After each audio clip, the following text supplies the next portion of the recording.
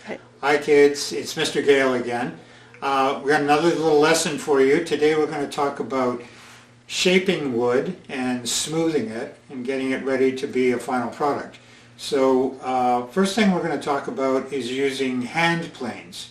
As you can see over here, I've got several hand planes and I use most of them for various reasons. So what I was doing just now is I have this piece of wood, which is actually a piece of driftwood that somebody gave me, and they weren't sure what kind of wood it was, but they gave it to me. And anyway, I think that it's probably maple. Anyway, what I did was I used this plane to plane off this edge and reveal some nice fresh wood underneath there. So what I'm going to do now, just to demonstrate, is let's do this other edge. Now it doesn't look like much, it just looks like a grotty old piece of wood, but let's see what we can find underneath there. So what we'll do is we clamp it in this way so it's nice and tight and it'll stay there. And what we do is we take this tool and we go over the top and we get it nice and straight and smooth. Now what's happening is that this is not very straight, so it's cutting here but not here. But anyway, if we keep going, we'll get it like the other side. And you can see the shavings that come off of here. This means that there's a blade in here which is just sticking out a little bit at the bottom of the plane, enough to just take off a little bit of wood. This is very, very thin.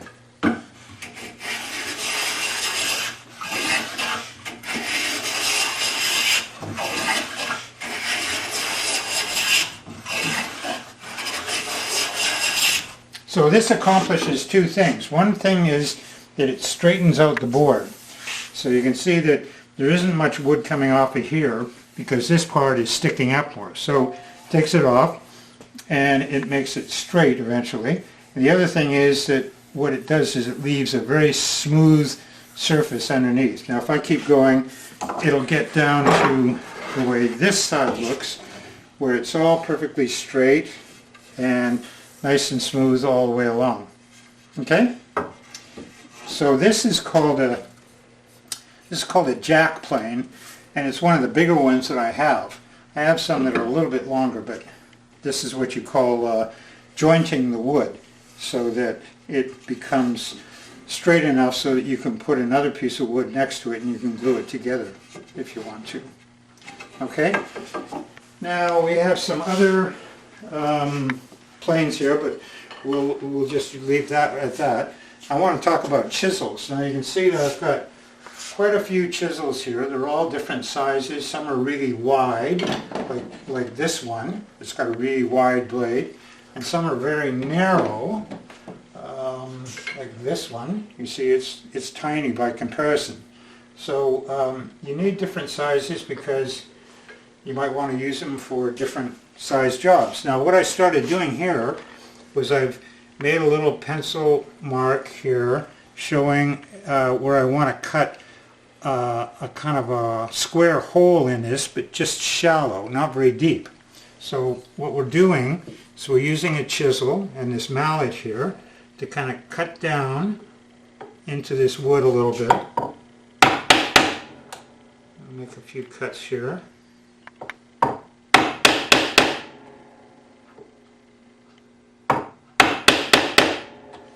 And then what we're going to do then is chip out what I've cut down.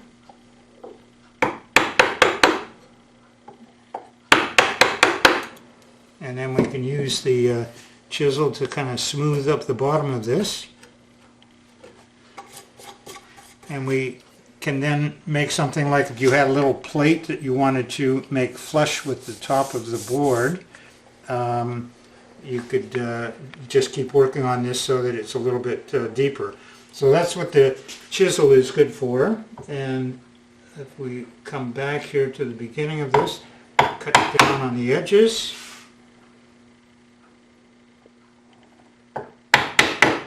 And we can keep going.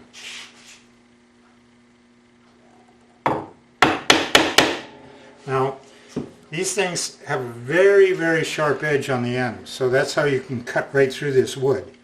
This will actually cut paper very quickly if you want to test it to find out how sharp it is. Now there's other kinds of chisels, like this one is called a gouge, and it has a curved blade at the end there, you see?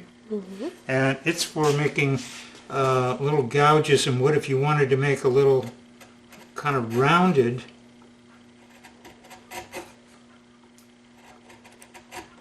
depression there, like that. Can you see that? Maybe. Mm-hmm. Anyway, so there's different things you can do with them. So this is all about shaping the wood or making it into a shape that is useful for what you want to do. Now, supposing we wanted to round off this edge. There's a tool called a rasp, which is kind of like a file, but it's got pretty big teeth, and it's good for removing wood in a hurry. So you can see if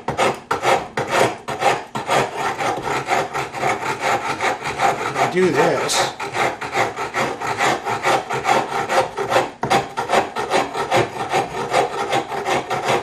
it makes a pretty rough cut on this piece of board. And what I can do then is I can take another plane, which is called a block plane, which is pretty small, and I can smooth that up by just following this thing around.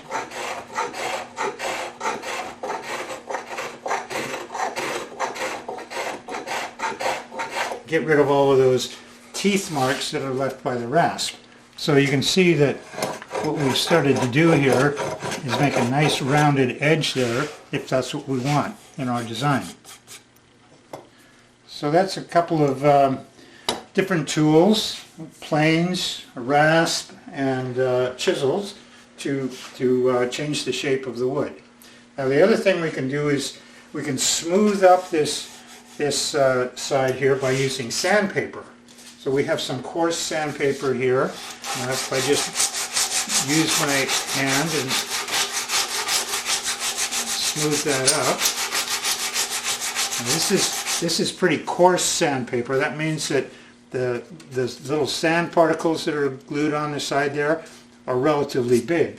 If we want this to get even smaller, we use finer sandpaper.